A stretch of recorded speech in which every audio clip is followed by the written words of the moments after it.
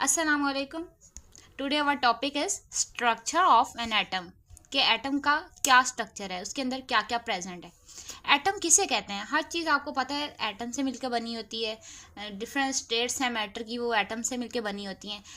तो आपको ये पता होना चाहिए कि एटम कहते किसे हैं। सबसे पहले एटम की डेफिनेशन पे आते हैं। Atom is very tiny particle. इसको जो है ना टाइनी भी पढ़ते हैं और टीनी दोनों पढ़ सकते हैं, ठीक है। अब ये पता हो कि टीनी किसे कहते हैं। Tiny mean very small, very very small, ठीक है। या स्मॉलेस्ट भी से कह सकते हैं, ठीक है।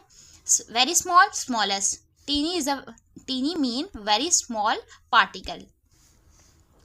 Atom consist of nucleus and negatively charge electron. Atom के अंदर क्या क्या प्रेजेंट होता है? नंबर 1 न्यूक्लियस और नंबर 2 इलेक्ट्रॉन जो कि नेगेटिव चार्ज होता है। अब न्यूक्लियस के अंदर क्या क्या प्रेजेंट होता है? What is nucleus?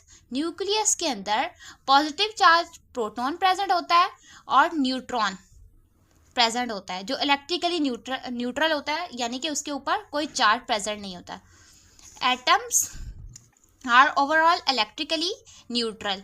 ऐसा क्यों है? वाई? जो एटम्स होते हैं वो ओवरऑल जो होते हैं इलेक्ट्रिकली न्यूट्रल होते हैं, उनके ऊपर कोई चार्ज नहीं होता।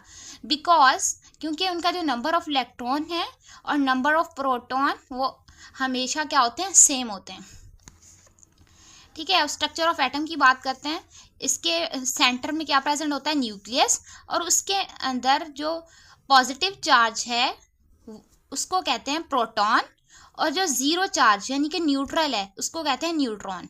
न्यूक्लियस के अंदर दो चीज़ें प्रेजेंट है, नंबर 1 न्यूट्रॉन और नंबर 2 प्रोटॉन।